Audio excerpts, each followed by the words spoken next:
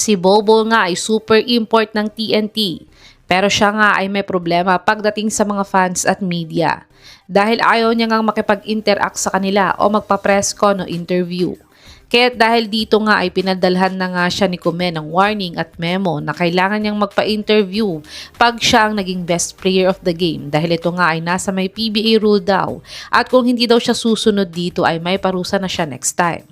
Kaya ayon nga sa live ni Sir Snow Badua last Monday, ay dapat na daw maghanap ang TNT ng backup nilang import kung ipagpapatuloy daw ni Bobo ang ganito niyang attitude. Kaya't narito nga ang mga top imports na maaaring gawing backup import ng TNT in case na hindi magbago ang attitude ni Bobo. Top 5, Thomas Robinson. Si Thomas nga yung former import ng sister team nilang NLEX. Sayang nga itong si Robinson dahil isa pa naman siyang malakas at magaling na import sa PBA. Pero ang weakness niya nga bilang import ay mainitin ang ulo niya kaya napaaway siya dati kay Coach Pido Harencio. At dito na nga siya winave ng NLEX at humanap ng ibang import. Ngunit ayon sa isang interview niya dati ay gusto pa din naman daw niyang bumalik sa PBA para mag-import ulit. Kaya dahil dito nga ay baka pwede siyang subukan ng TNT na gawing backup import ni Bobo. Uma-average si Robinson ng 21.5 points, 10 rebounds, 2.5 assists, 1.5 steals, 64 field goal percentage at 61% free throw shooter sa kanyang ongoing 2025-2026 Mongolia season. Panoorin natin ang counting PBA highlights ni Robinson para sa NLEX kung gaano siya kagaling na import.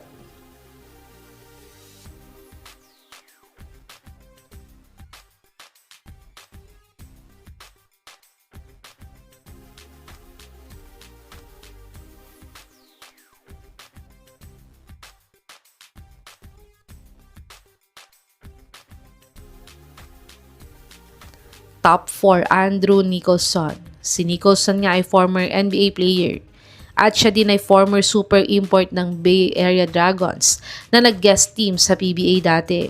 Ngunit na-disband na nga ang team na to dahil wala na nga silang budget sa team nila.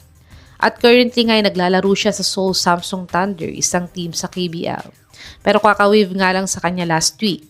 Kaya dahil dito nga ay pwede siyang subukan ng TNT kontakin para gawing backup import nila.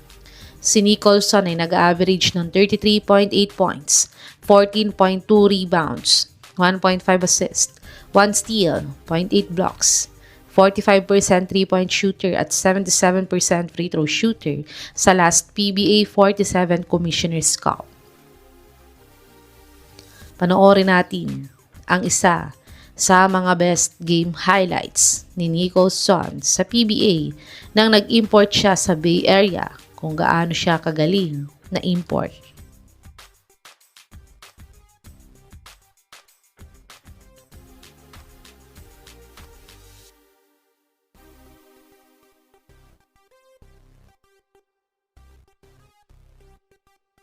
Top 3, Dwight Howard. Si Howard nga ay nag-retired na sa paglalaro ng basketball. Kaya dahil dito nga ay madami ang nalungkot na PBA fans dahil hindi na nga daw masusubukan ni Dwight na maglaro sa PBA. Pero nang maka-83 points nga si Bam Adebayo sa NBA, ay madami ang nagtag kay Howard na Filipino fans sa ginawa niyang 84 points dati sa paglalaro niya sa Taiwan League.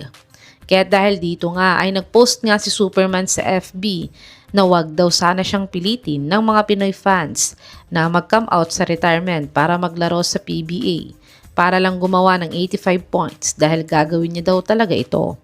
At pag matuloy nga si Dwight sa pag-i-import sa PBA, ay pwedeng-pwede nga siyang kunin agad ng TNT kung gugustuhin nila. Uma-average si Superman ng 23.2 points, 16.2 rebounds, 5 assists, 0.5 steals, 1.2 blocks, 57 field goal percentage at 69% free throw shooter sa kanyang last 2023-2024 Taiwan T1 League season stint niya. Panoorin natin ang mga best game highlights ni Howard sa Taiwan kung gaano siya kagaling na import dito.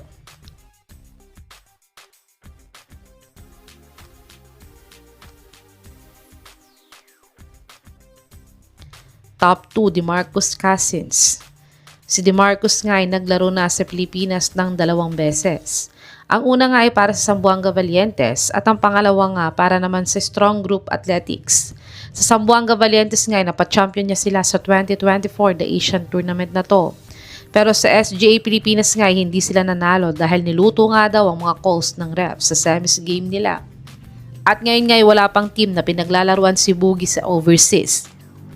Kaya dahil dito nga ay pwedeng subukang kontakin ng TNT si Cousins para sa possible PBA stint niya bilang backup import nila. Uma-average si Boogie ng 18.2 points, 9 rebounds, 4.7 assists, 1.4 steals, 1.4 blocks, 31% 3-point shooter at 66% free throw shooter sa kanyang 2024-2025 Puerto Rico BSN season.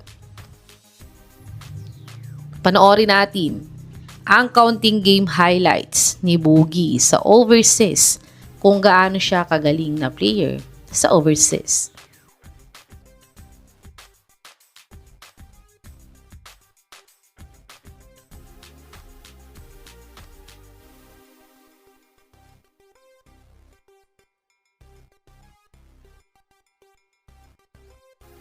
Top 1, JaVale McGee. Si McGee nga ay isang 7-footer na player gaya ni Bobo.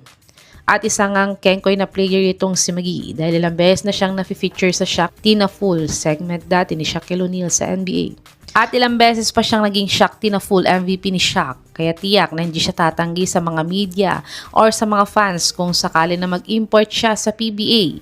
At ngayon nga ay katatapos lang ng kontrata niya sa Australia NBL. Kaya dahil dito nga, ay pwede siyang subukan ngayon ng TNT na tawagan dahil baka pwede siyang gawing backup import para kay Bobo.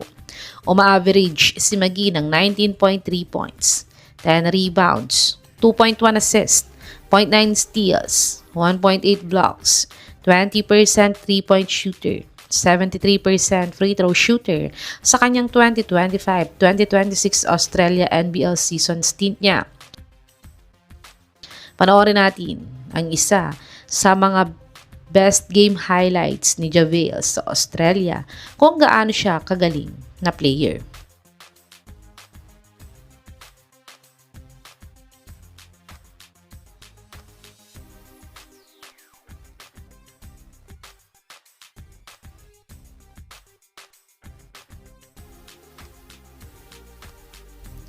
Ito ang mga top imports na maaaring gawing backup import ng TNT kung sakaling hindi pa din magbabago ang attitude ni Bobo sa mga fans at media. Sa tingin mga kabobos, sino sa mga imports na to ang maaaring pumalit kay Bobo? I-comment nyo na po yan sa baba.